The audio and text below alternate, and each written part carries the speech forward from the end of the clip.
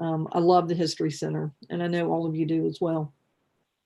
I want to mention before we start that I realize that we should all be pros at this point at Zoom, but I am not. And I mentioned to Scott recently that I really need for him to just be vocal and step in and tell me if I'm ever on the wrong base or I'm overlooking something. And I encourage all of you to do that.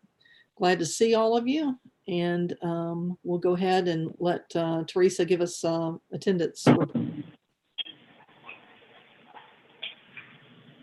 We have 12 board members on Zoom video. We have 1 board member on Zoom telephone, and we do have a quorum.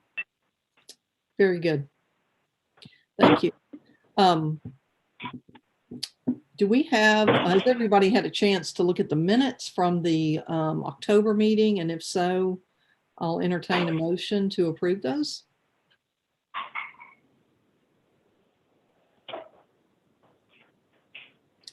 Yes, I will make that motion. Thank you. I'll second the motion. This is Wayne. Thank you. And it might help, Teresa, if at each point that you make a motion or a second, if you say your name.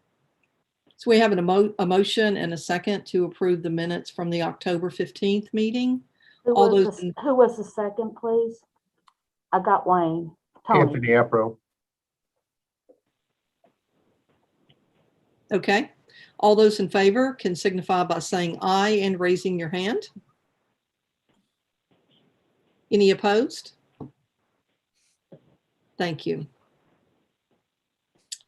We'll move into old business, and up first, we have our executive director with an update on the strategic plan. Scott, it's all yours.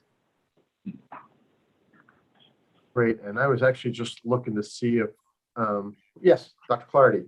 I'm going to ask, Brian's got to go teach a class here at 12:20 his time. So I was going to let him jump in and do the Kentucky Oral History Commission report to kick us off. Thank you. Thank you. Thank you very much.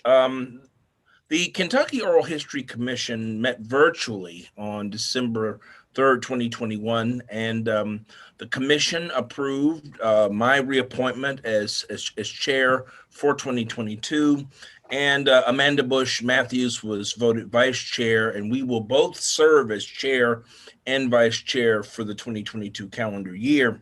The commission also approved the reappointment of advisors, Brent Bjorkman, Doug Berg, Heather Fox, and Neil Kasak to serve 2 terms through December 2023. These advisors provide technical support to the commission, often represent oral history repositories or programs, and work with the Kentucky Historical Society staff liaison to provide best practices and outreach services to communities around the Commonwealth of Kentucky. Advisors also serve on the Grant Review Committee and participate in Kentucky Oral History Commission events and meetings. The commission approved 3 grants for the fall cycle: a transcription and indexing grant for Louisville's Story Program, ongoing work with the Russell neighborhood, and 2 project grants. One to document the Carr folk community in Knott County, and the other to document the experiences of LGBTQ students and alumni at Western Kentucky University. And applications for the spring cycle are due on March 21st of this year.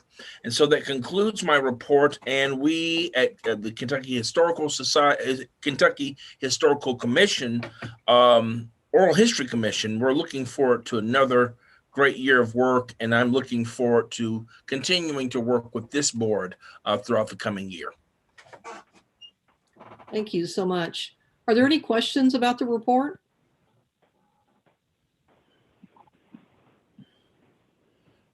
Okay. And by the way, I formally emailed Scott a copy of the report for the records of this meeting. Okay. Thank you so much. Thank Scott, I can't remember. Do we need a vote to accept a report? Okay. No, I think that's just typically, and it should have been included in everybody's packet that went out Okay. in advance. So hopefully everybody has that as well. And since this is so thanks, Jennifer. Let me even back up. This is typically the board meeting to where we do an orientation for our new members who come in, because it's always difficult. We get so many moving parts going that we forget that you might not have any context about what we're talking about. So I'm just going to take a quick pause, and Brian, please jump in if you want to add anything to this. The state of Kentucky is very fortunate. We're the only state Kentucky Oral History Commission, I think, in the country. What we do is we administer, KHS administers the Oral History Commission, and we provide out of our general funds $30,000 for these grants that Dr. Clardy just mentioned. And that's really important. It's not near enough. When we look at how much we get at each cycle to be granted out, we could probably grant out more. But it's an incredible network. If you get a chance to kind of just pop onto the Oral History Commission webpage and description and see it, what's great about it is the commission is made up of practitioners all across the Commonwealth. And it's just kind of fun to listen to them talk because they're really excited about the stories that they're out there capturing. And we were doing this during COVID, out there capturing COVID-related and social justice-related kind of oral histories that were going on. There's also a group of advisors, and they are much more technical savvy, I guess would be the right way to say this. And so they work. Brent, were you an advisor, or were you were on the commission, weren't you? No, I'm Scott. I've been an advisor the whole time. Yeah, and so from Western Kentucky, University of Kentucky, I mean, we have oral history repositories where the commission places them, but it's nice to have this network of advisors who are able to help people move up off the ground. In some of the follow-up reports that I'm about to give you, there's, I believe, some information also that Sarah Schmidt, who has since left us for the Arts Council, helped develop a set of kits that go around the Commonwealth to help people capture oral histories. And that's actually managed by the Kentucky Department of Library and Archives. They have like a loan program for these kind of kits. And so it was really easy for them to step in and make those available. But Dr. Mandy Higgins is kind of our administrator for this program and directly work with Brian. So just wanted to give a little context about the Oral History Commission and their report and why it's such a valuable asset to have here at KHS. It's a really fine group of people to work with too. Really fine group of people. I would agree with that. Thank you. And so now on to really fun things. Next on the agenda is strategic planning. I'm sure it's what you all have been circling on your agenda to look forward to. I wanted to take a minute to circle back, and I apologize. I didn't get a chance to send this out to you until just a few minutes ago. And so you'll have it to look at. And I wasn't planning on going through it. What I wanted to just do is we've gotten out of the habit because of COVID, because of some of the changes that happened, of tracking the activities that we were doing back to our strategic priorities that we set in July of 2019. When we do this, or when I actually sit down with the team and we actually get the chance to look at it, I'm always amazed at how much we are actually staying on track to those priorities.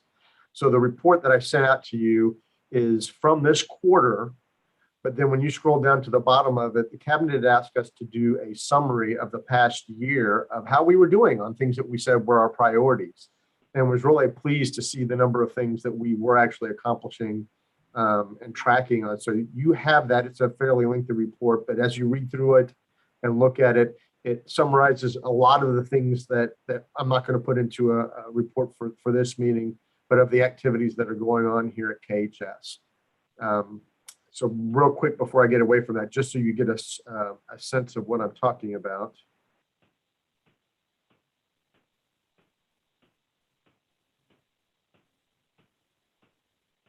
So it'll be a report that looks like this. And it's separated by, we had set our priorities, and there will be 4 of them, centered around awareness, leadership, experience, and sustainability. And underneath each of those, and I'm glad to send something to you separately that summarizes them if you're interested, but they are actually summarized in the report too.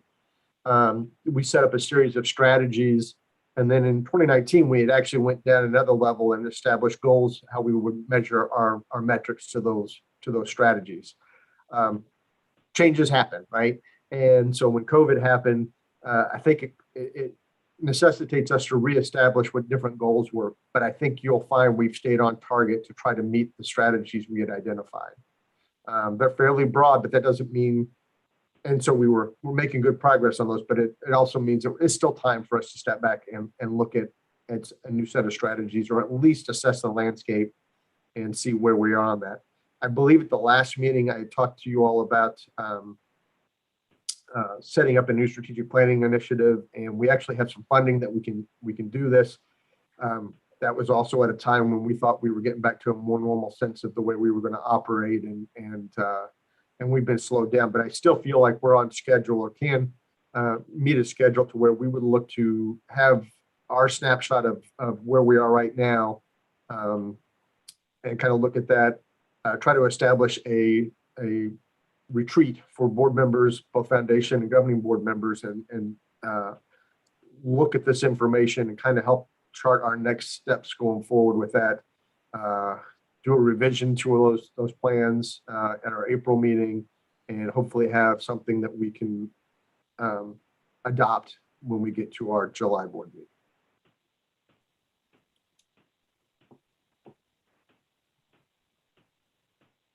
I'm going to test my ability to do both technology and talking at the same time.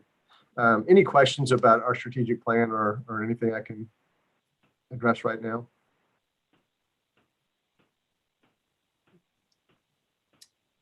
I don't hear any. Great. Want to move on to the big news of the meeting? Yeah, yes, I do actually. I'm going to do another share screen here. Let's get that up.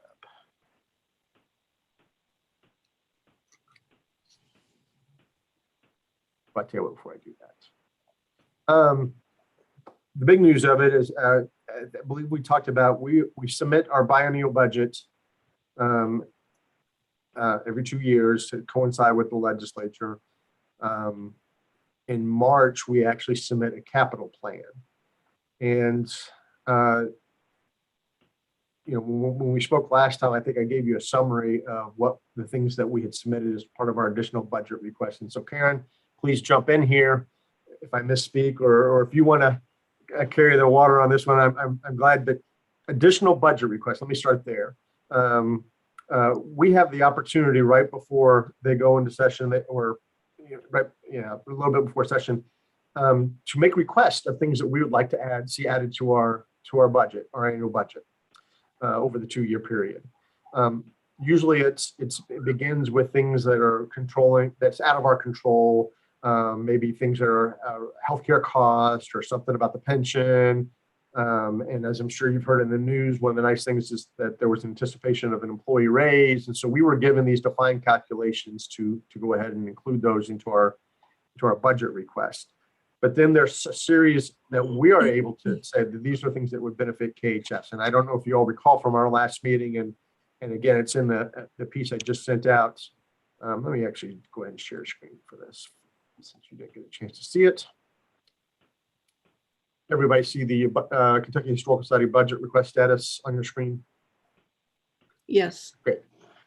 So there were 3 additional budget requests that we had asked for. One was for the Kentucky Sesquicentennial and Harrodsburg Sesquicentennial Commissions. They were in the last regular session. They were unfunded mandates, and this is part of supporting the America 250 initiative in 2026. So we've talked about this before, and for those that are new, we'll go over this in an orientation in more detail. But this was to help get everything prepared so that we could be on par, started the general planning, hiring some staff. I mean, it's a pretty big piece. I forget our total ask. It was up in well over $1 million to do this. We were asked to make a reduction of that, primarily focusing on personnel and operating costs for the commission for these next 2 years. And so the numbers you see there on screen were the numbers that we eventually submitted. The good news about this is that this and the next two I'm going to talk about appear in both the House Bill 1 and also in the governor's submitted budget as the figures that you're seeing. The next one I want to talk about that's everybody's been hearing about is our historic marker program. Again, remembering that we had a huge backlog of damaged and missing markers, and we were able to clear some of that backlog. And in the meantime, we actively engaged many people, but particularly legislators, about how the marker program could become sustainable into the future, part of our priorities. At one point, in fairly recent history, the marker program stopped being state funded. So we're making the effort to try to get state funding back to help make sure that this backlog and refurbishment of markers doesn't get to be to this quantity again, and also to help us rejuvenate the program and make sure we're putting the right resources to it. We had asked for $300,000, and again, in both budgets, the House Bill 1 and in the governor's budget, it appears that we're looking at $150,000 a year annually for those.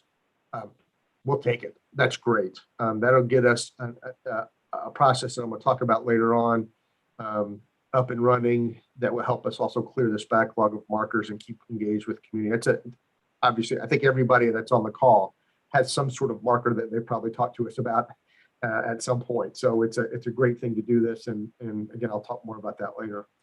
Another one, and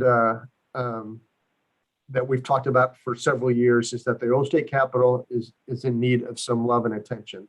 And I do want to make sure I say this in the right way. It's not that finance facilities does not give it love and attention. They spent just recently $1 million on helping us with the HVAC and mechanical systems there. They put a new roof on not too many years ago. So, I mean, the state has been investing in the old state capitol, but we've had some things to help it make it be the space that we want it to be: lighting upgrades, plaster work in the rotunda, some things like that.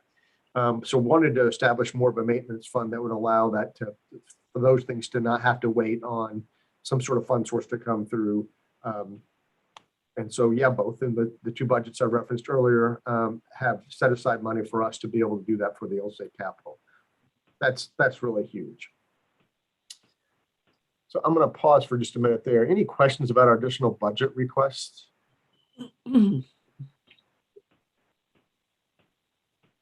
Scott, on the last item on the old state capitol, how does you pulled off the screen there, but how does the amount that's included in the budget compare to what you were requesting? I need to double check on that, and I'm looking for Karen real quick. I don't know if she has it. When I was putting this together, I need to go back and look at what our requested number was. Once we put our request in, we typically receive some communication back going, hey, can you look at this? Tell us how you got to this number and how you make these revisions. And so I just don't have it top of mind of how we got to the number. I believe these are close to what we had asked for, if not spot on. Because I think we had some consulting fees and things in there that originally I had it around a 300,000 mark. And then when we started sanding on it, I think this was the number that we settled on for the 2-year period. Thank you. I'll also say in talks with finance facilities and the engineers and things over there, this won't be enough to undergo a major renovation, which we'll talk about later. It really needs, it could be upwards of $5 or $6 million in renovation work to really do the public square place correctly and to really look at some of the, like it needs new carpet. I don't think we have the carpet in this kind of capacity to do it in this. Nothing structural. I think, building wise, the structural wise, it's all good, but to do the exteriors and some of the other things is probably a fairly expensive project, just because that kind of historic preservation, as many of you know, just is really expensive to do. And there's only certain places that can do it and that we would entrust for this prized possession of the Commonwealth. Okay. I'm going to move into, so the next piece, and again, I've really kind of built some time in. If you all have questions about this, and let me also preface this if I didn't do it already, because I know to my team, I've said this 100 times, I think. It's January 21st. I don't think that, and Sheila, please nod if I'm correct in this, we probably won't know the final results of our budget until close to April. There's going to be a lot of negotiating going on, and whether this stuff makes it in or not, that's to be seen. I think what the good news is that we have in this is that we have both legislative and executive branch support for those three projects. So I think that's a good sign for us. The other part, and the reason why I'm kind of hitting on this today, is for us to be ready for this on July 1, we got to start now. So even if the funding doesn't materialize, we have to get started on some of this just to get it through the wheels of this. So again, I'm always happy to sit down, and I'm planning on speaking with members of the foundation tomorrow. I'm sorry, next week, because some of this also will require, the next bit I'm about to show you requires a match from external sources. So some of it will be state funding, but some of it's going to need to come from other private foundations or federal funds or something like that. Does that make sense? Yes. So the next piece is we also get to do a capital plan. Our capital plan is requested from us. It's due in March. So if you all remember back in March of 2021, our mindset wasn't quite thinking of we would be looking at this. So I don't want anybody to think this was spaghetti on the wall. We've been talking about these two projects for years. And if you've known since I've been here, I think every time that after following the budget addressed by the governor, it's typically followed coming into work when everybody's worried they're losing their jobs. We're cutting this, we're cutting that. What programs are we going to get rid of? And this is the first year we haven't had to do that. And I can't tell you how happy that was. The mood around here was really positive. I dare say there were even tears of joy that wasn't the case for us, right? Karen, she got to witness that. So what I'm going to show you are our capital budget requests. And again, these go in as a 6-year project, and all I'm showing you a lot of information, and I'm sure a lot of questions can come from this. But what we're really looking at is what this 2-year biennial budget is covering. But hopefully it sets us up for the full 6-year plan that we have put in front of them. Everybody see that one? So our first one that I want to talk about is our museum renovation capital project. This project came out of, I believe, committee and was recommended. I can't tell if it's made it, if it was part of House Bill 1. Teresa was actually helping me try to figure that out today even. But it was in the governor's budget, capital budget. Quick summary of it is this would be a project that will look at all the visitor experience within the Thomas D. Clark Center for Kentucky History. So all of Kentucky Journey, the Keeneland Gallery, Brown-Forman, and the education lab areas. So the first biennial amount is that $1.5 million, with $819,000 being general funds, and the $767,000 would need to come from other sources. So hopefully the foundation or some sort of fundraising effort that would cover that. If you look down the table, I went ahead and laid out what the remaining biennial or capital request would look like. So in the next coming biennium, it really jumps up there, because that would be the phase where we would be doing the fabrication of exhibits and experiences that would happen in here, all with the aim of having it ready to showcase to the world on July 4th, 2026.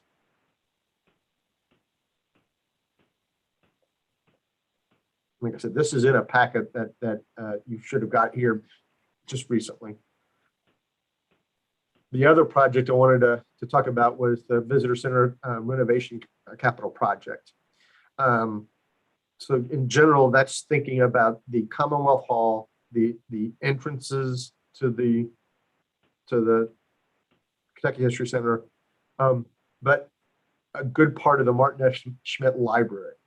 So bringing that into the ability for to bring technology into our research experiences and relook at that. So there's a lot of factors driving it, but one of them is just the genealogical experience that we can offer up there by bringing that up to new furnishings and new technology pieces that would be in there.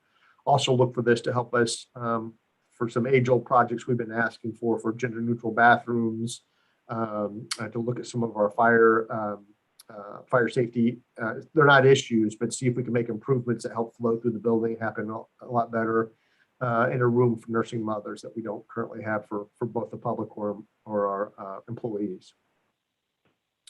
That would be pretty front loaded, $4.3 million over the next biennium, with 3.1 million of that coming from general funds and 1.2 coming from restricted funds.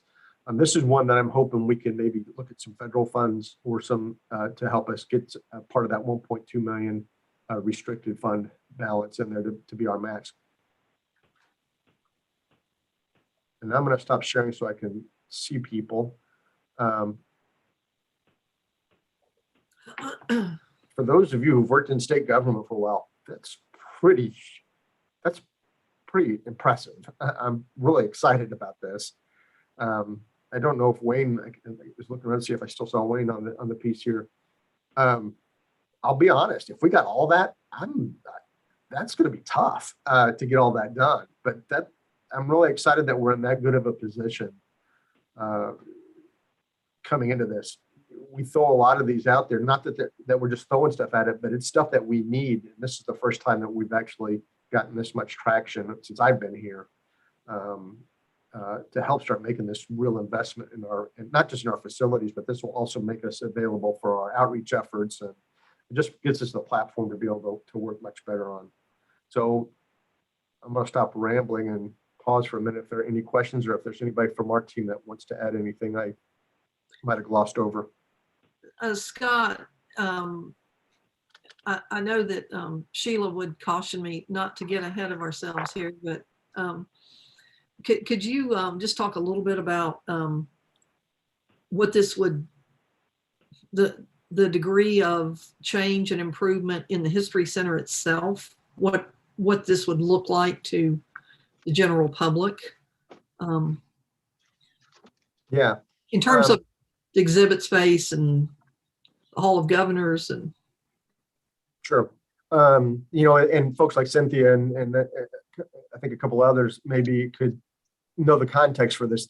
The way that we set these requests up is that in the first year or first 2 years, depending upon which project we're looking at, it would literally just be a planning phase, bringing in a consultant and looking at what our options could be for how we would conceptualize this space. I think we've all spent a lot of time with what we need the space to do for us. And Jennifer, I think you hit it on the head. It's about what's that visitor experience, the user experience going to be like? And again, doing some focus groups and figuring out what that needs to look like. When we get into that, I think the bones of our buildings are sound. I would be a little surprised if somebody came in and said that we need to do major infrastructure changes or things like that. So I would hope the majority of this would be in investing in, for lack of a better word, the furnishings end of it, right? The build out of the experiences. So, what are the library, creating pods within the library for researchers to do. And if you've been to the library lately, and I really hope that we get a chance to do this in person soon, where they've added up these multi-monitor kind of spaces, and they're making it just much easier for researchers to do things. You plug it in. Utilizing technology. I'm sorry, Wayne, did you have a question?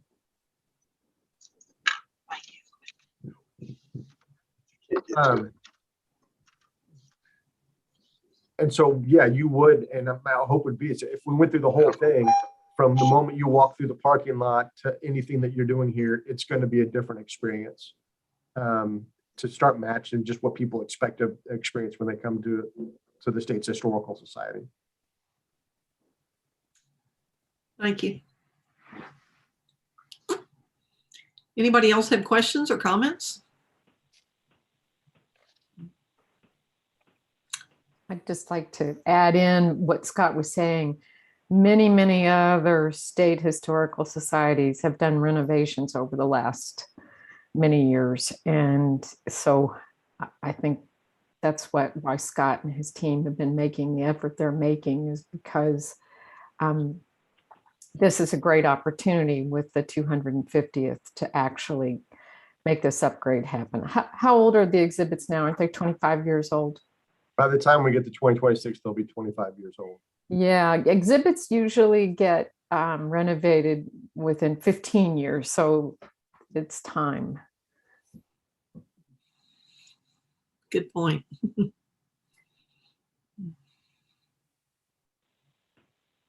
We're overall, I think we're looking at almost 30,000 square feet of renovation work to be done. Which, I mean, even if you look at, if you're keeping track of all the numbers there, I think we're still on the low end of what we would need to invest in this, but we've got to start somewhere. Scott, have y'all, when you think about the planning and how this would work, I know you probably thought about ways that individual board members could be involved and maybe tap into some specific areas of interest or strength that board members have. That's a perfect point, Jennifer. It's something I forgot to say during my presentation. Is part of the reason why I want to put this in front of you, and like I said a second ago, is that we're not done. But one, we could use your help making sure it gets across the goal line. Tommy Turner is actively helping us. I spoke with Wayne a little bit. This is one of those, but all the stuff that we're doing, it's interesting. We've got bipartisan support on this. So it's not a politicized kind of support for KHS. So that's always nice.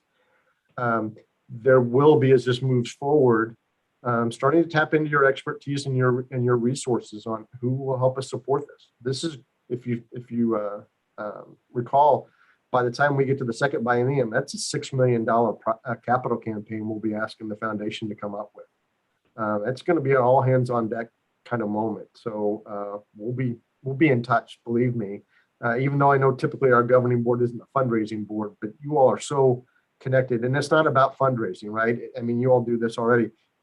It's about supporting Kentucky history, and this is going to be our moment. And I think a lot of state historical societies, local historical societies, got their footing in 1976 during the bicentennial. So I think it stands to reason that an infusion of investment in Kentucky history to coincide with the 250th is it's time. So I hope that we'll be able to do that.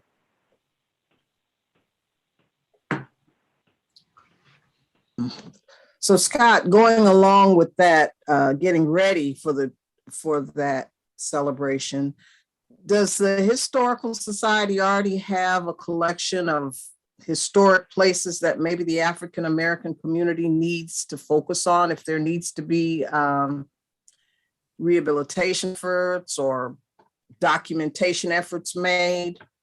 Do we have sort of a list of important African American heritage sites here in Kentucky? Of course, Camp Nelson always comes to mind, but we've got a lot of other places too. So I was just curious if we have a list of those.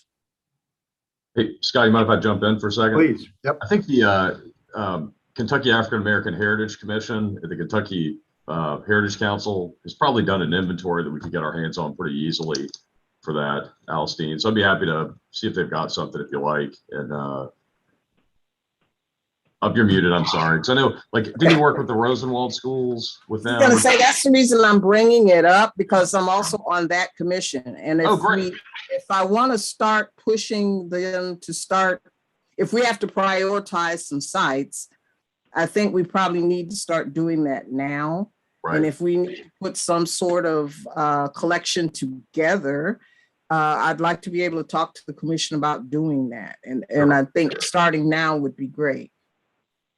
Yeah, and I'd be happy to work with you on that. And Mandy Higgins, who's on Jody's team, would be great too, to maybe pull her in to help with that. Great. So maybe we'll touch base, Stuart. Yep, sounds great. I'll circle back to you next week. Okay. All right. All right. Thanks. I will say on that additional budget request that reference those two commissions, the Kentucky Sesquicentennial Commission, the funding that we have for them is primarily administrative, just to do what you all were just conversing about, of starting our planning phases, interpretive planning, site identification. The unfortunate thing that, again, if we're looking for support and things to do, is there's no funding in there for grants to local communities. And that's huge for something like this. So I hope if not this biennium, that'll certainly be on on our radar to get funding at the next biennium for those two commissions to be able to do grants. I'll say it's unfortunately it doesn't leave us positioned well to help the Harrodsburg group. It would take us 2 years to get planning done, and we'll be at 2024 by the time the Harrodsburg stuff rolls around. So, is that in Harrodsburg? Is that the school and the church? Harrodsburg is the they celebrate their 250th in 2024, the founding of Harrodsburg, and that's what that. There's also an African American group there who's asking for funding from the commission because of a school and African American church over there at that area. So I'm just wondering, this is something we're talking about at the commission, coming up with who should be funded to do what. So Stuart, that might be something for us. Maybe that's a good starting point. You know, this is the sort of thing that would help me when we're talking in other meetings about what we might want to consider in terms of grant funds. Great, thank you very much for the question, too.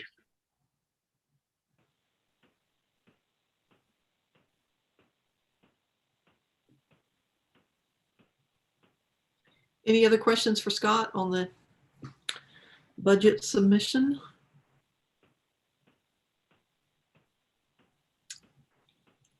Okay, Scott, do we want to move on to the nominating committee member appointment? Yes.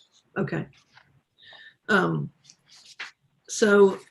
As you know, we have a nominating committee every year to come up with a slate of officers, but also to find new members for the governing board as others roll off their commitments. And so I have a list of folks that I would like to serve on the nominating committee this year. And if any of you hear your name and you absolutely think you don't want to do this, you can let us know, but I hope that that won't be the case. We're going to ask Tommy Turner as the past president to serve. Also, Mindy Barfield, Mark Nykirk, Mary Hammond, Brent Borkman. And we also need a foundation member. And I spoke to them during an officers call today, and they have some ideas, but they'll get one to us here. Okay. Okay. So Jennifer, I don't know if you want to explain the nominating committee, or Cynthia, you've been on the nominating committee, correct? I didn't know if you wanted to give them some background as to what the nominating committee does, or I'm happy go ahead to and do tell me how the process works. Jennifer, I've been the chair once. I think you've chaired it many times. But the process is that we do have a list that we've been building over recent years of potential candidates. What we do as a group is review those candidates to make sure that we're getting diversity of backgrounds, diversity of regions across the state, diversity in ethnicity, and skill sets that you can bring to the board. So we really study that, and then we individually we approach individuals to discuss their interest level, and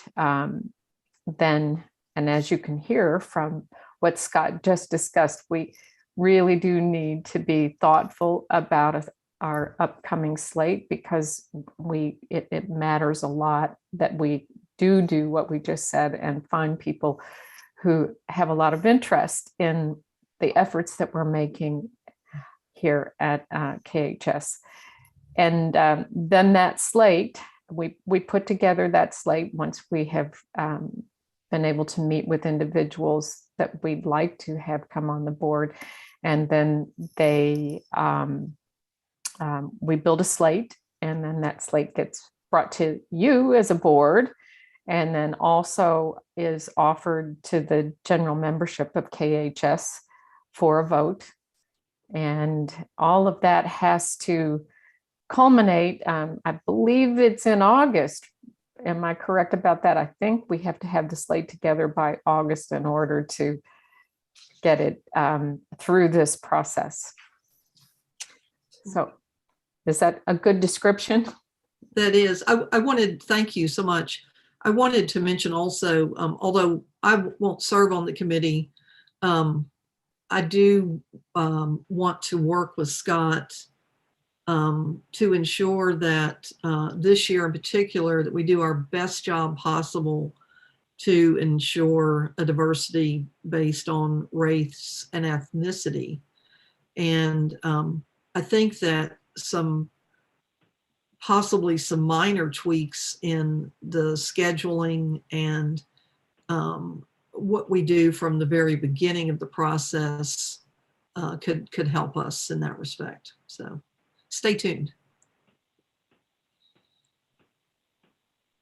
I don't know who else has served. I know Sheila has served on it most recently as on there. I didn't know, Sheila, if you had any thoughts or sage advice for the group. Now, I do think we have a good list of folks that we considered who for various reasons could not do it at this time. And so I think that's a good base to start with. But, one of the other demographics that Cynthia didn't mention is age. And, I do think there are some young folks coming up that we might want to consider. Good point.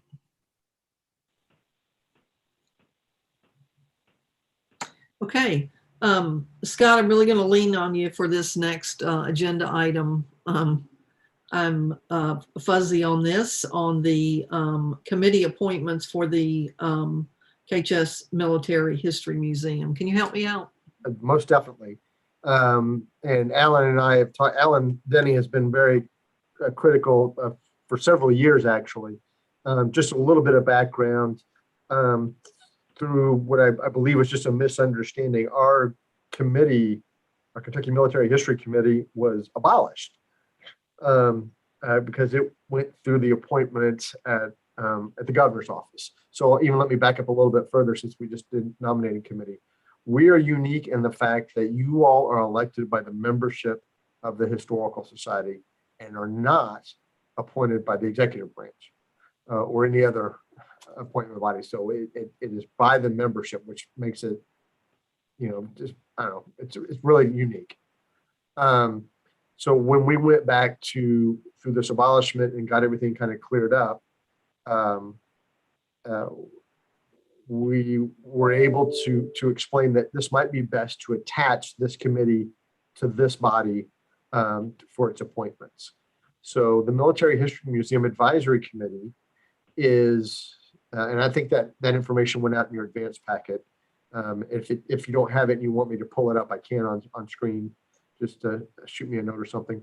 The Kentucky Military History Advisory Committee is a joint operating group with the Department of Military Affairs and the Kentucky Historical Society. So while DMA owns the building, the Guard owns the building, and I don't know why I'm pointing up the hill, but I am. Trust me, our arsenal is back behind me. They own the building. We program the space, and we help be stewards of the artifacts and the things that are in the space. For quite some time, it was really focused on like renovations to the building, making sure the driveway was shoveled and things like that. And right when Alan was chair, as they were kind of moving to the next phase, right before it became abolished, we were just on the cusp of talking about how do we start doing more interpretive work, engaging this group in an interpretive piece. The other thing that's unique about this is we, KHS, recommend members of this committee or of this group, and the Department of Military Affairs also has their recommendations. And so this gives them an opportunity for junior officers and so forth to work in this cooperative arrangement with civilian folks with a state agency, and also around this theme and this passion for Kentucky's military history. So that's kind of the background of what this is. So what you have in front of you is the list of our recommended nominees with the ex officios. And I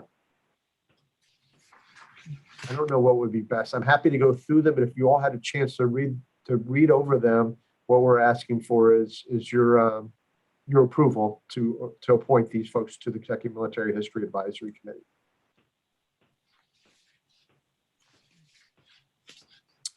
Let me back up. One of the first things too that this group is going to be involved in is, and I'm going to talk about this during my director's report, the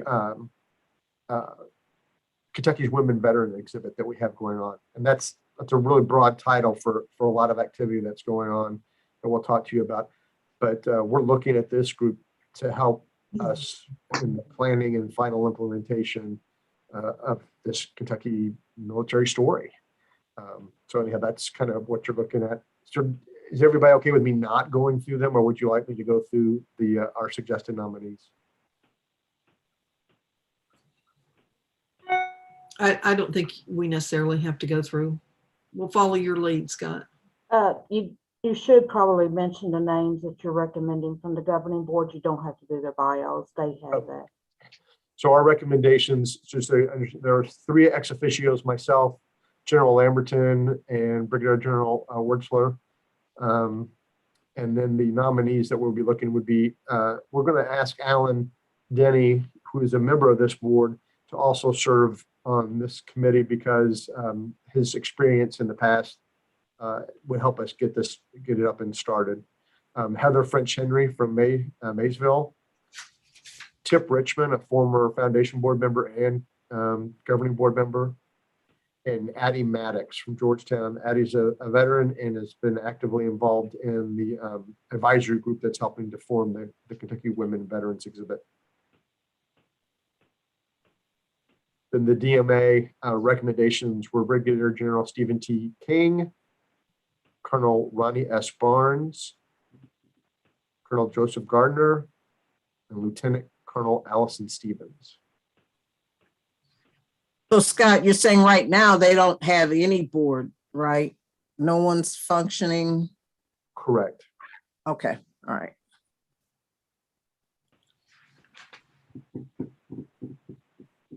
So I'd be looking for, I guess, a motion to approve this slate of nominees for the committee. This is Deanne, and I make that motion. I second. This is Cynthia. Okay, we have a motion and a second to approve the committee members. All those in favor can signify by saying aye and raising your hand, please. Aye. Aye. Aye. Any opposed? Hearing none, that motion carries. Thank you all very much. It's really hard to explain. This is, and I'm assuming Alan's driving either somewhere in St. Louis or out in the middle of Illinois. I'm sure I can express his gratitude. We've been working on this for a really long time, and so I really appreciate this. Thank you. Scott, I think we're up next with the fiscal year second quarter financial report. Now, I don't know if Anthony is still with us, but we definitely have Karen Marlowe here, and you, Scott. Tony's still with us, and Tony, do you want? I think Karen's prepared to do our report if you'd like. Karen looks surprised. Did I say that wrong? No, go for it, Karen. Go. I'm going to join Jennifer in the not so tech savvy with the Zoom stuff, but I'm learning.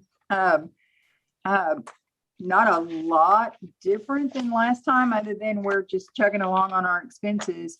Still, the main thing is we're behind on our hiring. This is the big thing that I keep having to report to the cabinet each month. That we have the wheels in motion. It's just a very slow process in hiring, so our timing's off a little bit on that. So when you look at the financials, it looks like we're way underspent on personnel. We had budgeted in hopes to have people in place sooner rather than later. But this is the nature of the beast right now. I think everywhere hiring is trying to find the right people and the right fit, and we are trying to do more than just have warm bodies in the chairs and get the right credentials, the right people, which takes time to advertise and push and get it all through all the steps. Other than that, second quarter, we're pretty much exactly where we expect to be. Our overhead and things, of course, are what they are. Earned revenue is down. I think we can all attribute that to just the slow visitor pace with the pandemic going on. A lot of people are just staying home. I think everywhere that has any type of venue is seeing that same trend. But other than that, the big variance on here is personnel, and we hopefully Scott and I talk about this a lot. It's like, can we get these people in the chair before the end of this budget year? But at this point, we're still going to have some funds left over. So we're looking at possibly other ways to utilize that to help us along in some other areas. But that's our big under is personnel at this time. Anyway, I don't know what else other than we're still running on the high of watching these budget meetings and to see where that's going to come out, because that's going to dictate where we're going next on this. Anybody have any questions?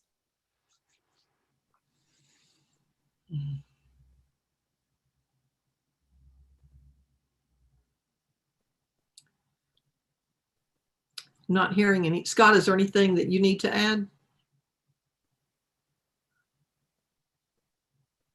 No, Karen hit it. Yeah, we're pretty pleased with it. And I'll get into the personnel thing, but we're hitting our marks, I think, and we just have this overage because of the difficulties with hiring. Okay. Do we need a motion to accept this report? No. Okay. Thank you. Anything else before we move on to the executive director's report? Okay, Scott, you're up again. Great, thanks. And I apologize, you all have to hear me the whole time. Since we're not doing committee meetings before this full meeting, we're trying to cram a lot into this 2 hours. So I'm going to go over pretty briefly a few things. I've got a few things I'd like to get your thoughts on, your input on. In your packet, you received our personnel reports. Just a real quick snapshot of we have some new appointments. We had some resignations. Keith Jackson, long time, I forget how many years Keith was here, 24? Yep, 24 years, retired December 31st. Claire Gwaltney is still here. I don't want to cause Jody to get choked up or anything. And I say that because Claire has been a rock star in our teacher programs throughout the pandemic. She's been getting teachers engaged in workshops and activities going on. But she's moving back home to Wisconsin. Totally understandable, but we're going to miss her greatly. But we have some new folks that have joined. We have a new NHD coordinator who replaces Jennifer Dispinet. And we have a new museum program coordinator, Brittany.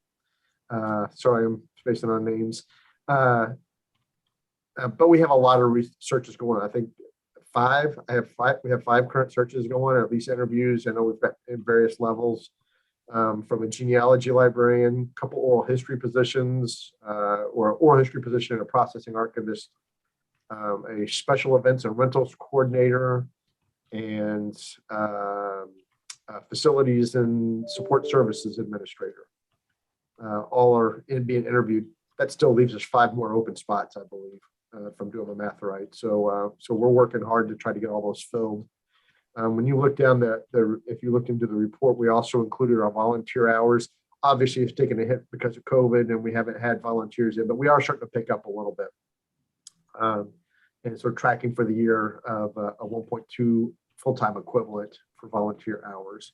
That does include your time, so we make sure that we record and we appreciate your service to Kentucky history, but you get counted up in our volunteer hours as well. The other report I wanted to just touch on that was in your packet was the membership activity. I'll share this up so that in case there's questions about it. Our membership activity, we're looking at, if you remember several meetings ago, we looked at our membership categories. And so essentially our statute says that we can maintain rates for active members, and we look at both people that are buying a membership, a family membership, individual membership as our active members, but our supporting members are those that have just expressed some sort of financial donation to the Historical Society. Numbers are holding pretty good. Jessica, I don't know if I can't see everybody on screen, but if you had any comments you wanted to make about them, and we're not doing bad. I think you're seeing, because when we're not engaging members, because we are doing it all by Zoom, I think a lot of organizations have seen a drop in membership totals, but we're not doing bad. We're regaining members, just not quite at the same rate that we would hope to. And the team has got some ongoing social media campaigns. And this is all part of our awareness plan to engage people. And we do see, when they're engaging on our social media, that we do see upticks in membership.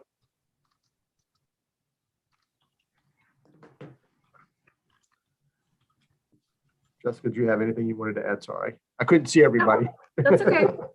I would just say that before we make any major strategic decisions, it's really just a matter of collecting as much data as possible in various different ways, through media campaigns or through social engagements, through annual surveys and just standard marketing campaigns that we have, but also hopefully investing in some pretty major infrastructure with the system that will help us really do good leads management to Doug's team. So working on it. And the other report I included in there is our collections report. And it's just a summary of collecting activities that the team has done, from acquisitions to loans. I think those are the two primary things, correct, Stuart? Acquisitions and loans that are reported up in there. So lots of activity. One of them is, it's a long report, so that's good, right? The team is still actively working on accepting new items from archival, oral histories, and objects and things. So if you have questions about any of those, please, I'll actually direct you to Stuart for them specifically. He can give you a better reference for those. If there's no questions there, I do have several projects I just wanted to update you on, and then also make some time for some feedback. But any questions on those three reports before I move to the next step? Just a comment. I mean,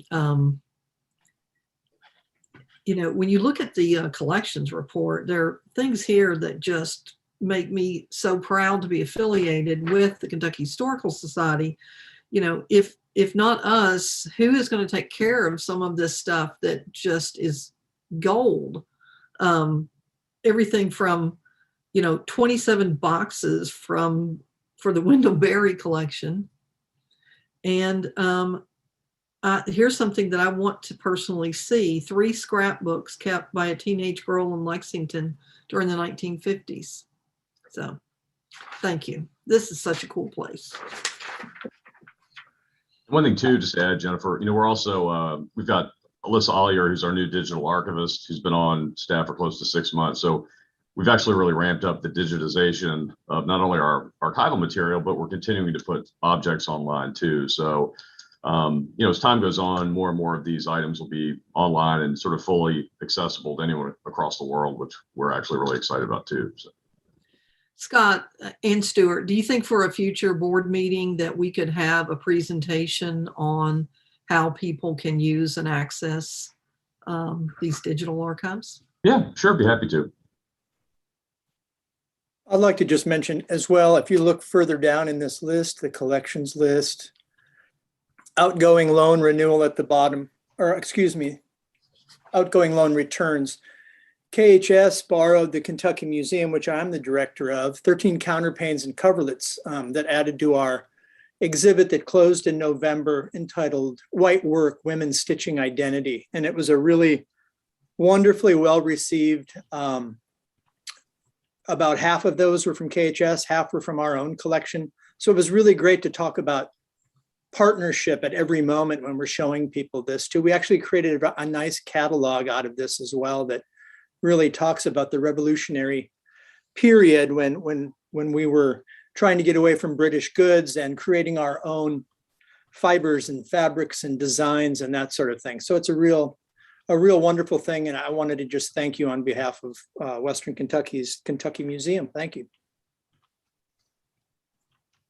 And for me, I had a question for Stuart. What happens when these, like for instance, if we haven't traveled to see this exhibit, I'm really interested in stitching. Is there something online that we can look at that talks about these exhibits? Or if you want to see them, can you still see them? Actually, for Brent's, I was going to share a link to a webpage they've got, so I'll go ahead and put that in the comments. So I know for our exhibits, we try to have an online presence with a lot of them too. And I know Brent's done a great job on the WKU site for his. So I'll go ahead and share that in the comments now. And while that exhibit form, Stuart, correct me if I'm wrong, all of our objects are in our digital collection. So if you know the different items, or you can search by the cover, you can search by the items. Right. There is information about all they're just not curated into an exhibit, which is quite impressive to have all of your objects in your digital collection. Pretty proud of that too.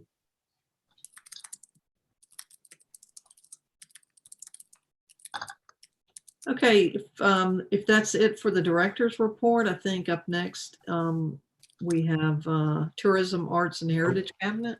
I'm gonna take a little bit more time. Sorry. I'm sorry. No, you're fine. You're fine. And I apologize because again, I'm gonna actually have several people join in and help me on this.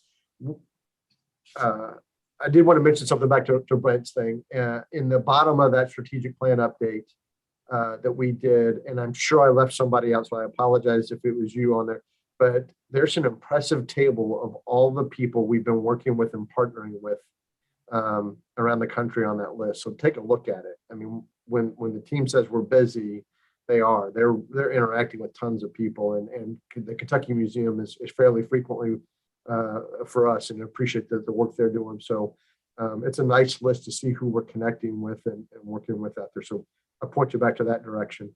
The next piece that I wanted to talk about. Scott, can I just ask, did you say you emailed out that report, the strategic planning report? Because I didn't receive it, and I just wondered if it didn't come out. I'll get it out to you as soon as we can. Okay, thank you. Yeah, sorry about that. The first project I want to give you an update on is our Kentucky Women's Veterans piece. And Doug is joining us from, he's on duty in Virginia.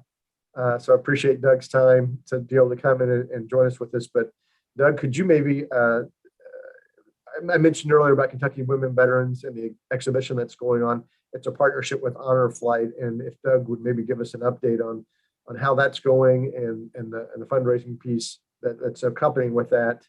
And then Jody, if you have any comments you want to make about the progress that we're making on the exhibition, I think we could do that too.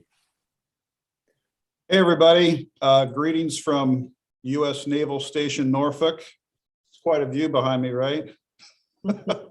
We had a winter storm come through last night, and the base is on pretty much on lockdown. So I'm stuck in my quarters here, working from home for the day. But they brought me in for 29 days to fill in for their executive officer. As you might be following in the news, there's a few things going on in the world right now. So we're just making sure that our Navy Public Affairs team is where they need to be around the world. So happy to be here, but excited to get home on 4 February.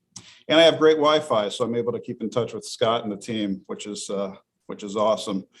So we decided to move our foundation board meeting forward to February 18th. One, because I'm out of state, but we could have done it virtually, but we have so many new board members. We're really hoping that we can meet in person. As Scott's been shaping through this whole meeting, you know, we're reaching a real watershed moment here for our organizations.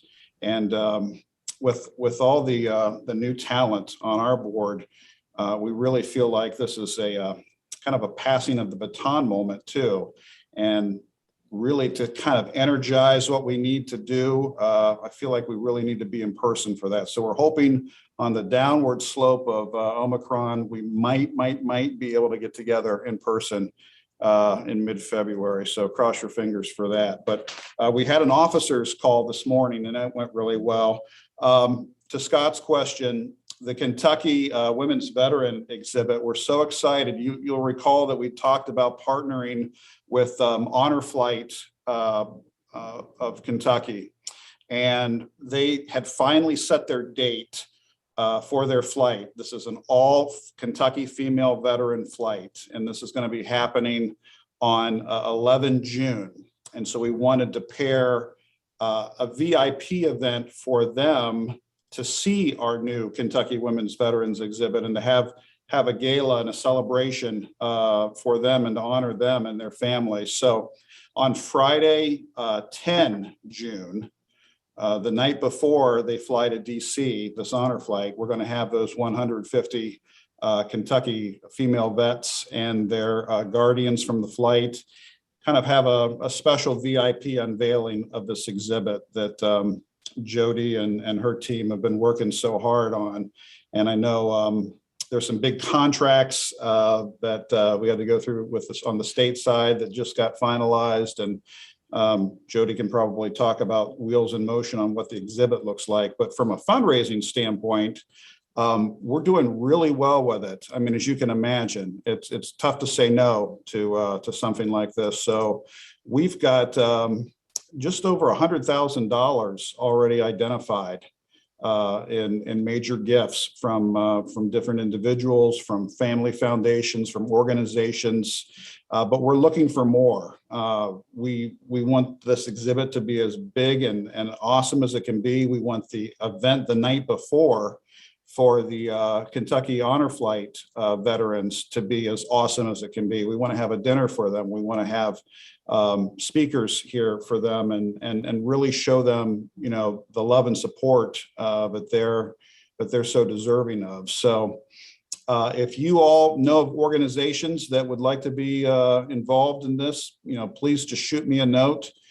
We've got plenty of time to bring other groups and individuals into the mix through their major gifts, through their support of this. So we're just really excited. And Scott, I can send it back to you if that fields your question. Oh, now you're muted. And now to Jody. The other exciting, thank you. And Doug, it's so great having Doug as part of all of this. He's been kind of the impetus behind this whole project was a conversation Doug had, several conversations Doug had. The other exciting part of this June 10th for the event, the 11th for the honor flight, is that June 12th, that Sunday, is actually is actually Women Veterans Day. So it was just the perfect coming together of schedules. One really exciting thing too is of the 137 vets I think they have on this honor flight, there is a woman who is 102, and that will be her 102nd birthday. Will be that day. Helen will be on that flight. The exhibit itself, as Doug said, we finally have, although I'm sure Karen's giving me don't talk about it. It's coming through. It has been a long haul, y'all. Coming from the nonprofit world, state government, woo, it's a labyrinth. But I think we finally got this contract underway. It's a phenomenal firm that we're going to be working with, and they have some exciting ideas from the proposal that we saw. The exhibit itself sort of revolves around three major themes: strength and resilience, innovation and adaptation, and then a civic duty and ambition that would talk about going forward after military service. And the advisory panel that we put together is terrific. Heather French Henry, which so many people know from her years at Veterans Affairs, excuse me. And then also Addie Maddox, who Scott mentioned earlier, who's now going to be on our Kentucky Military History Advisory Panel, or Advisory Committee. She's on our advisory panel, and she sits as the Women Veterans Program Administrator for the Department of Veterans Affairs. So she has all kinds of terrific connections too. As Doug said, we'll be looking for any connections you have, whether that is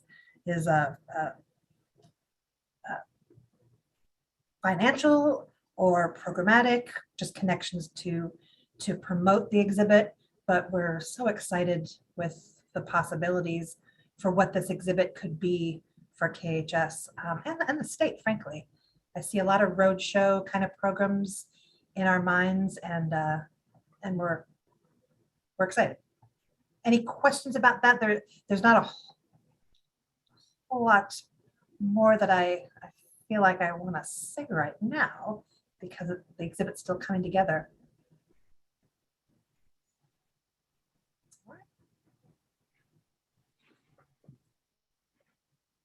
All right, thanks, Jody. I appreciate it. Next up on my update, I wanted to talk about was the historic marker program. We talk about that frequently, but I wanted to give you one of the things that, and I'm sorry, trying to get everything set here. I don't know if Sheila's still on our call, but one of the things that I've worked with Sheila over the years on is legislative moments. And on your screen, correct? Did it pop up there? Yep. Is today's legislative moment. These appear on the screen of the legislators and for the LRC staff, I believe, every day. And so for every day of the 60-day session, they get a little piece of history. And this round, it focuses on our historic marker program. This has been a concerted effort to keep the marker program in front of legislators for the funding, but just it's had a lot of attention here lately, and so I kind of wanted to bring that up to you through legislative moments. We really focus in on also trying to look at what area it's coming from, as well as some imagery from either from our collection or something we can reference back to. And the team's done a really great job. I appreciate Jessica and Dana and Stewart's team for putting all these together for us this go around. But the focus on the marker program. Scott, I think we're also putting that on our website every day. It does, and I think in the strategy reports when you get it, I also went ahead and included a link straight to that website so you can see the ones that we've already done. And for new folks too, and Sheila, you can affirm this is, I don't know if it's happened so far this session, but frequently from legislative moments, from these appearances on the screens, a lot of times we'll see legislators get up and make comments based upon what happened on the screen. So it's really good exposure for KHS, and it also shows where we're bringing the past back to relevant conversations that's going on today. So really excited that we have that place. The marker program we talked about last time, and Jody and Jessica and Stuart, everybody here has been, Mandy has been working on this quite a bit, and Allie, it's been going through all these phases. So where we're at on the marker program, one of the things I wanted to do is we put a pause on it during the pandemic for a variety of reasons, but we now have a healthy list of people who want to apply. So we're going to open back up the application process. We've made some revisions as to how the system is going to flow for that. And one of the things that I'm really happy with is to help make the application process easier and more directed towards successful applications. We're asking for a letter of intent to come out. Now, given that we're doing the restart, the timing of some of this is going to be off. But our current cycle, we're going to have applications due on April 1st. Looking at Jody, thank you. And then we will begin, just like we've done in the past, so we'll be an outside committee who will review these and score these. But we are going to come back to you all with some recommendations on which ones we want to do. Some of the, again, this isn't a completely formalized change to you all, but some of the things that we want to be able to look at is doing fewer markers. I think we've talked about that before. so that we have room to actually continue to deal with this backlog of markers that need maintenance and support on other realms. It also gives our team times, if we have a series of markers, some sort of special project, that we have capacity to actually include them. And I always have to make sure we remind people, it's not just about the physical marker. All this information goes into our Explore History KY app that you can download to your phone and find on our website.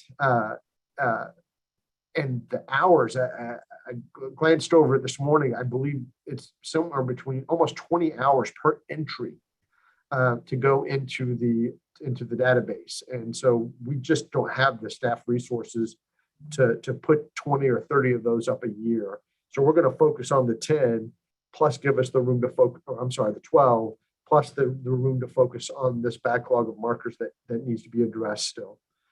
This is outside our physical review of the markers. Again, during the pandemic, we came to realize that we had this huge backlog of markers and we really didn't know the status of their either placement or condition. Sometimes they were damaged and re-erected and we didn't even know that they had been placed back. So it's very important that we know what's going on with them. So we are doing a physical review, and I think that is coming to its final phases, if I understood it correctly. Next from that, we're going to start doing a content review. And again, that's just because over the 60 something years of no, it's more than that. Golly, yeah. Almost 80 years of the program, history's changed or the interpretations. The history hasn't changed. The interpretations that are out there on those markers, sometimes there's offensive language, sometimes it's just incorrect. We've got a couple of markers that nobody's going to contest them because it's not history that actually happened. But somehow I think if a marker got placed up, we'll be looking at those.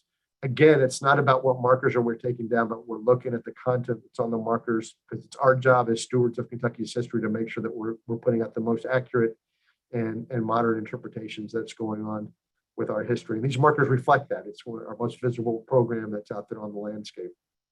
So that content review happens. The piece that we'll come back to you on is we do want to formalize the review for markers that we're doing and assessing and placing. So that process is still ongoing. Again, the factors that got us to looking at this keep changing. So it's taken us longer than we anticipated, but we just didn't feel like we can put a pause any longer on the application process because one, the standards that we have for it are not changing. And so we can follow that process pretty easily. And we have some good markers out there. And so it's time to get it reinitiated and up and going. I think I covered everything on the markers. Jody, did I miss anything? I think you got it all. Any questions from the board? Yes. Did you say that the application process will open up on April 1? No. Applications will be due on April 1. Will be due on April 1. Okay. Yeah, and again, living so close to this and talking about these, but just about every day, I tend to forget some things. One of the key factors that I think we wanted to do, and the reason why we're looking at this almost letter of intent or request of intent, is to help. Allie gets phone calls and people just don't understand what the application process is. Or what they do is they go online, download the application and submit it. And it's not, we spend a lot of time, Allie spends a lot, I say we, Allie spends a lot of time, Jody and team spend a lot of time going in and trying to get them to understand what's going on. It'll be a failed application if we just accepted it the way it was. So we think this letter of intent area will help direct people. And it will also help us direct people that if the marker program is not the appropriate way to celebrate their history, on how we might move them to another more appropriate program for that to happen. So we know we're crunching the current application process, but I do know that we have six or seven at least people that have already been talking to Allie and would like to submit an application. And we feel like this would be a good way to get us up and started. We haven't backed off the replacement and refurbishment portions of the project too. So we still have to manage that workload going forward. But April 1st is application deadline. Okay. Dr. Turley, I saw you unmute. Did I cover your question? No, you answered the question. I was confused too about the time. So people can actually, if they have a request, they can start their letter of intent now and send it, correct? Yeah, contact Ally. If I don't have it out there, Teresa or Jody, if you'll help me make sure that we get Ally's contact that info out to this group. And so that, so that would be a good first step.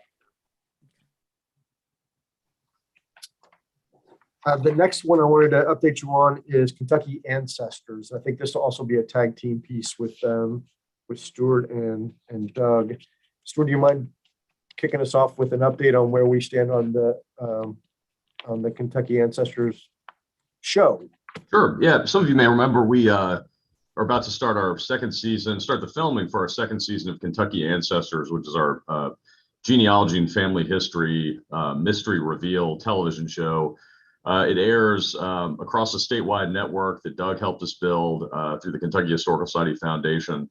And this year, we're going to do the filming in early March, and we're going to have 5 episodes that air from April through August. And each one looks at a different history mystery based on family genealogy that's sent to us from members of the public. And we're working with Studio 46 out of Lexington, who are helping us with the production and the filming of the 5 different shows.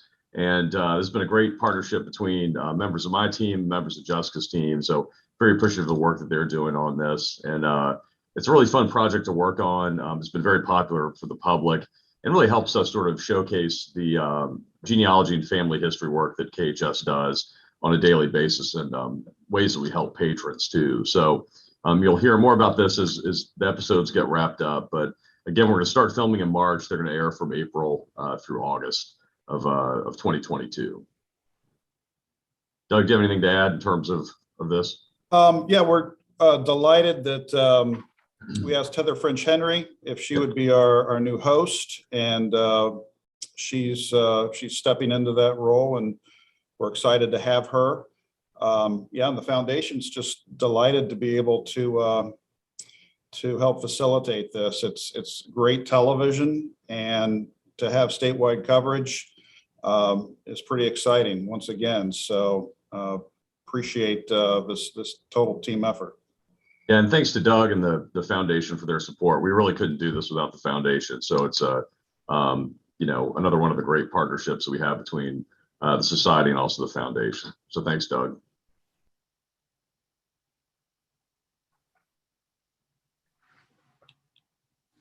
Great, thank you both. Any questions? Stuart, you gave us our launch date for the air dates. Are we still aiming at March? Sorry. It'll be April. It'll be filmed in March, air April through August. That's right.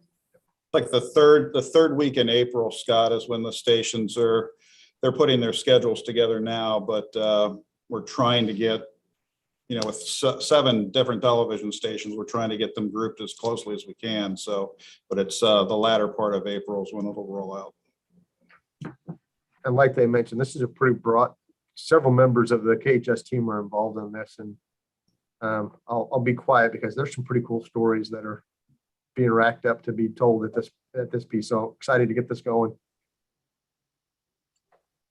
Next, I wanted to get an update on Kentucky History Day. I believe we've talked about this in past. And Jessica, do you mind explaining our change again, and then maybe going into a little bit about what our current plan looks like?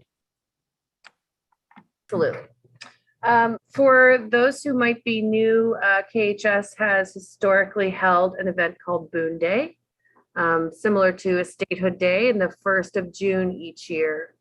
I think the last Boone Day was 2019, correct? Closed for pandemic. And in that time, we also tried to reimagine what we want out of this event. And one of the things we really realized was we want to have a large celebration to honor our membership, and then also show kind of Kentucky history, past and present, and bring all of our network together. So a lot of exciting content, and also a campus-wide celebration centered around the old state capitol. It will include the annual History Awards on, I'm sorry, I failed to mention this is the first weekend in June. June 3rd and 4th. So the Friday night will be the History Awards. Saturday during the day will be our large program dedicated to our membership, but also open to the public as a means to get more members. And then that Saturday night will be the 30th anniversary celebration of the Kentucky Historical Society Foundation. So there'll be a special program there. So that kind of Boone Day leads, former Boone Day, now Kentucky History Day, will lead us into kind of our civic season. It's also coinciding with the opening of the Women Vets exhibit, which is really exciting. So you all might want to keep the first few weekends of June, keep us in your hearts, or come by and see it and participate. I think I covered it. Yes, did I miss anything? Okay. Can I just throw in real quick too? All governing board members will receive an invitation to that, to our 30th anniversary celebration for the foundation. And we would love to have you with us. I think, again, more important than ever, that both of our boards start to work together and find every opportunity we can to collaborate. But we'll be honoring, we've got 5 or 6 new Lincoln Society members to induct. And you'll recall those are individuals or organizations that have contributed $25,000 or more over their lifespan with us. So that's very exciting. We haven't had a donor recognition event since 2019. So we hope to see you all out there. And as Jessica mentioned too, it's a double whammy, 2 weekends back to back, because right after that, we'd love to see you all for the big event on the 10th to honor those honor flight veterans as we kick off the Kentucky Women's Veterans exhibit. So it's a lot happening, and we hope you'll mark your calendars for those 2 weekends. Doug, do y'all have a speaker lined up for the Saturday night foundation event? That's all coming together still, and we love any ideas you have. We're really looking, again, we've a baton passing moment. We're honoring longstanding board members who have termed out. Some of these folks are titans who built this building, and we've got a lot of new folks on the bench. So and Scott's laid out, got to find $6 million under the mattress somewhere. So this is an opportunity to really energize those individuals, to get them excited about what the last generation of foundation board members were able to accomplish in building the new KHS, and finding those resources and those relationships to take us to the next level for 2026. So we really want you all to be a part of that. We need you all to be a part of that. It's a great event. I attended the last one. I think Cynthia was there as well. Really, I met a lot of people that I hadn't met previously who are really important to KHS. So I encourage anybody who can to attend. I'll try to be there myself. Oh, thanks, Jennifer. We'd love it. We'd appreciate it. And as we do the planning for this, we appreciate your feedback, because for those, we're really trying to build this groundswell, around people who are supporting Kentucky history. And that's why we wanted to kick it off with the moving the History Awards from its November date to this June date. We're hoping it gives more public access, so that we can showcase, sort of like what we did for the celebrating history video at the annual meeting, but where we went around the state with the camera, showing all the good work that was going on. This will get us back into the old state capitol and being able to do that night. There's several History Award winners on screen right now. And so how we can kick it off from that and then culminate it with this recognition of these people who've been supporting Kentucky history at this level. So we hope it to be a full 24 hours worth of just, gathering with our friends who love Kentucky history. And like I said, it's kind of, we call it a membership event, but our members are supposed to be people who are demonstrating their passion for Kentucky history by joining our society. So we see this as a good opportunity just to bring everybody together. And we're hoping that by doing it in June, the weather is a little more forgiving than it is in November.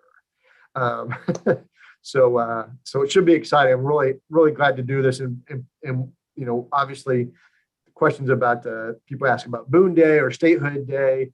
We're kind of meeting in the middle with Kentucky History Day just because we think there's a lot of good things. Boone Day is always, I think it's on the 7th. So the date floats around and we end up moving it to the weekend. And Statehood Day is on the 1st and it always floats around. So we just decided we're going to pick that first Saturday in June and just do Kentucky History Day. So really excited about that. Thank you all for the updates and more info to come and ideas. If you have ideas, speakers, events, activities, we'll hopefully get rolling that out to you. We're going to meet with the foundation next week, I believe it is. And then of course on the 18th to do more for that. I'm sorry, I'm really keeping you all and talking at you all a lot. One more quick thing is on that 18th, wanted to get your all's feedback. The in-person part of an orientation, and I know that many of you have been involved with us on KHS before, but our new board members, Mel, Brent's been involved with us quite a bit. Deanne, folks that haven't been here, well, maybe I'd like to propose. I would like to propose on February 18th when the foundation is doing their makeup in-person meeting, if we can maybe schedule an in-person orientation here. I know we're taking a chance on doing that, doing the planning for that now, but it's just a really good piece and we can keep our numbers low and do good, safe things. But I just don't know that you can get the full feel for what we do without really putting your feet in the building. So wanted to get your feedback or your thoughts if February 18th would be something you'd be interested in us trying to pull together an orientation for you. I saw one thumbs up there. 2. Great. We'll start working on the planning for that, and I'll keep you updated. Just roughly, my goal is to try to work with the foundation on as part of their meeting. Maybe we can do the orientation and then have a lunch, because I think also important to this is getting to know who the foundation members are too. I think it would be, I think it would be fantastic. I think so many of us are about zoomed out.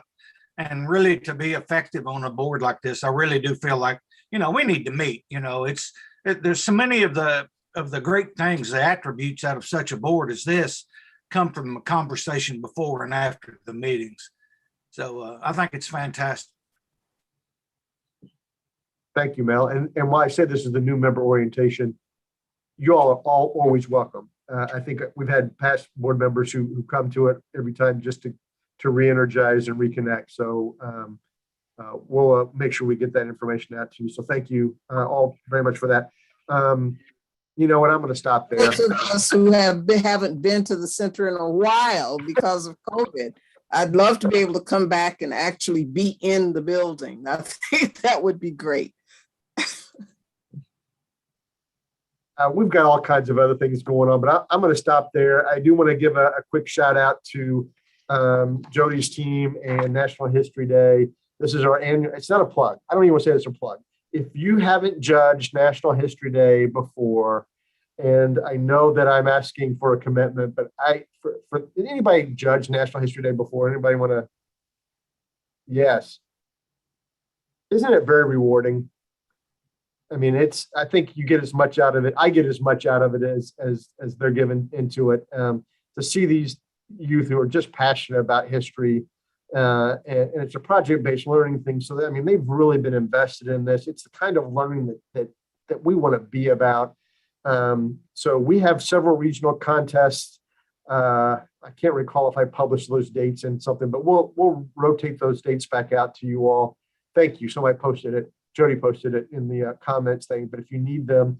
So we have regional contests, so we'll be in your area, except for you, Brent, but we're working on that. We'll be in your area. You can do a regional contest, and the state contest is at the University of Kentucky and the Department of Education, I believe. We're still trying to determine if we're doing an in-person contest or virtual. National has already claimed they're going virtual, which is, I'll be honest, I'm disappointed. Just as what Mel said, the experience of watching these kids in the hallway and being prepared for the things is just energizing. So I really hope that we can come up, and I know the team with Tyler's working on a process to make sure if we can kind of do in person without hurting them or hampering their ability to advance to nationals or compete in nationals. So we'll get those dates out to you, but wanted to get that plug out there early because it's coming fast. I think our first regional start in March, and then we're all wrapped up by April, and then I think state is in June. Dang, I did all right for. So yeah, sorry to keep going on, but I believe unless there's any questions, that is my director's reports. Great report, and apologies for trying to cut you off early. Well, and my apologies to the team. I mean, they got so much excitement stuff going on, and I'd love to have everybody just chiming in, but I think that's the quickest summary that we can get you. But there's plenty going on. I would be remiss to point out, if you just go to our KHS events page, it also summarizes just about all the activities we have going on. Okay, and now do we want to move on to the other reports, Scott? Yes, ma'am. Thank you. Okay. Do we have something from Tourism, Arts, and Heritage? I don't believe so. I got a message from Yvonne, so I'm assuming that means that she's not going to make it. Okay. We've already had the report from the Oral History Commission. And what about the Kentucky Museums and Heritage Alliance? Tommy is here. I'll be very brief with that. Obviously, this is a time of the year there's not a lot going on with many of our museums. Tourism is down during the wintertime, but we're currently monitoring things like closures and procedural changes, any kind of adaptations that we're having to do because of COVID once again. So we're looking very closely at that. Also, we're still planning our in-person annual conference, and that's to be in June. We, like everybody else, are hanging in the balance as far as that's concerned, but that is that's the plan for now, and it looks like Paducah would probably be the site for that this year. Very good. Thank you. Any questions?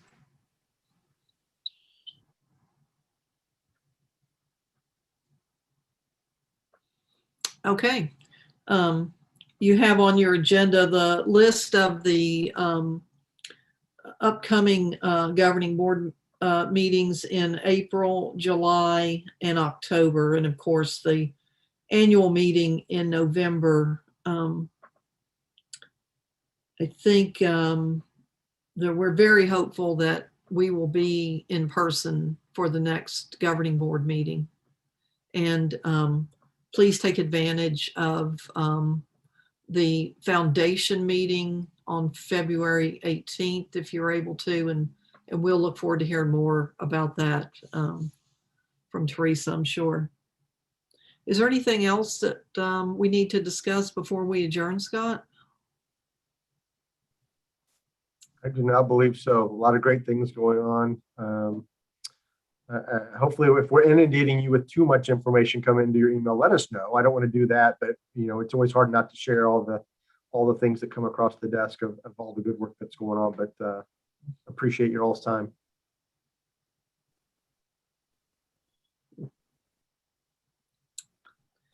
Okay. Do we need a motion to adjourn? We do. Anybody? Cynthia makes a motion to adjourn. And Brent has seconded that motion. All those in favor, signify by raising your hand. Aye. And I'm assuming no objections.